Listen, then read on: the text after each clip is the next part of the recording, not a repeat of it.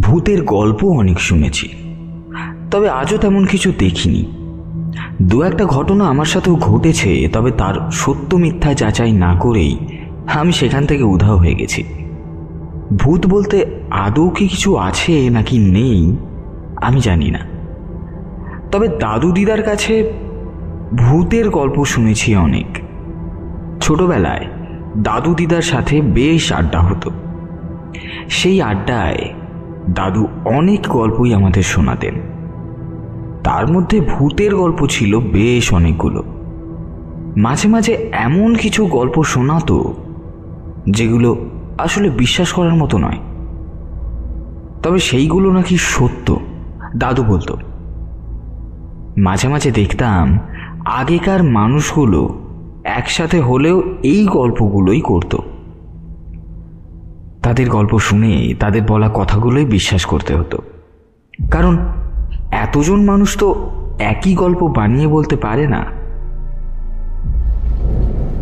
সময়টা ছিল জ্যৈষ্ঠ মাস, ঝড় বৃষ্টির দিন, আর তার সাথে গাছে গাছে আমের সমারোহ শততম। গ্রামের বড় বড় আম গাছগুলো আম দিয়েই ভরা। সেদিন বিকেলে হঠাৎ বাতাস থেকে বৃষ্টি শুরু হলো। এরপর ধীরে ধীরে তা আরো বড় রূপ ধারণ করলো। ঝড় বৃষ্টি থামার কোনো নামগন্ধ নেই। বিকেল থেকে সন্ধে, সন্ধে থেকে রাত ঝড় বৃষ্টি চলতেই থাকে। সাথে প্রচণ্ড বাতাস বইছে। এমন ঝড় বৃষ্টি হলে আগের মানুষ কখনোই ঘুমোতো না। বৃষ্টি থেমে গেলে তবেই ঘুমোতো। আর বৃষ্টির সময়টুকু তারা ঘরে বসে থাকত। মাঝে মাঝে বারান্দায় এসে আকাশের অবস্থান লক্ষ্য করত। দাদাও সেদিন না ঘুমিয়ে বারান্দায় এসে আকাশের অবস্থান লক্ষ্য করছে। বারান্দায় দাঁড়ালে বাড়ির সামনে বড় আম গাছটা ভালোই বোঝা যায়। দাদা আম গাছের দিকে তাকিয়ে ভাবছে, এবার বুঝি আর আম খাওয়া হবে না। যেভাবে বাতাসে আম গাছটা দোল খাচ্ছে, সেই হিসেবে গাছে আম থাকার কথাই না। অনেকটা সময় পর বৃষ্টি থেমে গেল, তবে আকাশে বিদ্যুৎ চমকানো এখনো থামেনি। মাঝে মাঝে আকাশের সেই বিদ্যুৎ চমকানোর আলোয় চারপাশটা দিনের মতো পরিষ্কার হয়ে যাচ্ছে।